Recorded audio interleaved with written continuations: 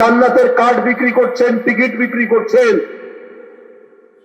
তাদের কর্মকাণ্ড দেখে আমাদের পরিচিত যে ইসলাম, যে মহান ইসলাম ধর্ম, এইটার সাথে আপনাদের কর্মকাণ্ড মেলে না। আপনারা কবরে নাকি 4টি প্রশ্ন করা হবে। 3টি প্রশ্ন আমরা জানি আগে থেকেই, যে তোমার সৃষ্টিকর্তাকে, উত্তর হবে আল্লাহ। তোমার ধর্মের নাম কি, বলতে হবে ইসলাম। তোমার নবীকে, মহানবীর কথা বলতে হবে। এখন নাকি এর সাথে আরেকটি প্রশ্ন নাকি কবরে যোগ হবে, যে ত্রয়োদশ জাতীয় সংসদ নির্বাচনে আপনি কাকে ভোট দিয়েছেন, এইটা নাকি জিজ্ঞেস করা হবে। তাহলে জান্নাতের কার্ড বিক্রি করার শেষ হওয়ার পর এখন আপনারা ধরেছেন যে কবরে নাকি 4টা প্রশ্ন করা হবে।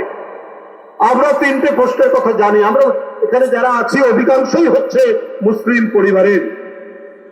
আমরা আমাদের মা, আমরা আমাদের দাদা দাদি, আমরা আমাদের নানা নানিকে সেই ভোর থেকে উঠে তাহাজ্জুদের নামাজ থেকে শুরু করে প্রত্যেকটা নামাজ পড়তে দেখতাম, ধর্মপ্রাণ পরিবারে আমরা। কিন্তু এই আমাদের যে বিপক্ষ রাজনৈতিক দল এখন ধর্ম নিয়ে নানা কথা বলছেন, জান্নাতের কার্ড বিক্রি করছেন, টিকিট বিক্রি করছেন, তাদের কর্মকাণ্ড দেখে আমাদের পরিচিত যে ইসলাম, যে মহান ইসলাম ধর্ম, এইটার সাথে আপনাদের কর্মকাণ্ড মেলে না। আপনারা কবরে নাকি 4টি প্রশ্ন করা হবে। 3টি প্রশ্ন আমরা জানি আগে থেকেই, যে তোমার সৃষ্টিকর্তাকে, উত্তর হবে আল্লাহ। তোমার ধর্মের নাম কি, বলতে হবে ইসলাম।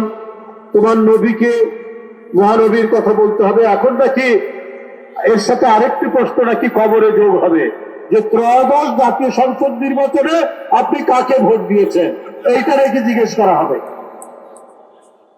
তাহলে বলুন, আমরা যাব কোথায় এখন? আমরা এখন কোন পরিস্থিতির মধ্যে পড়েছি? এইটা হতে পারে না। আপনারা নানাভাবেই নানা ধরনের মত ক্রিয়েট করার চেষ্টা করেছেন, কিন্তু আজকে নিজের ভুলে হোক আর নিজের মনের মধ্যে যে কাজটি করবেন সেইটা মুখ দিয়ে বেরিয়ে যাচ্ছে, নারীদের প্রতি এই অসমান উক্তি করে। আপনি তো নিজেই বলেছেন আল জাজিরার সাথে একটি সাক্ষাৎকারে, যে নারীরা এমপি হতে পারে কিন্তু দলীয় প্রধান হবে না। কেন?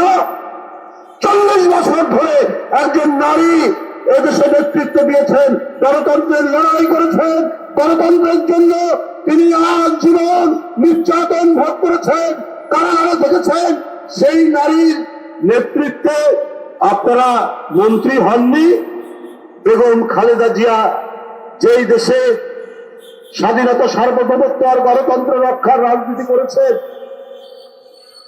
আপনারা তার সাথে মন্ত্রিত্ব করেছেন, রাজনীতি করেছেন, আর এখন বলেন দলের প্রধান কোন নারী হবে না। অদ্ভুত ব্যাপার। তাহলে আপনার এই কথাই তো প্রমাণিত হয় যে আপনারা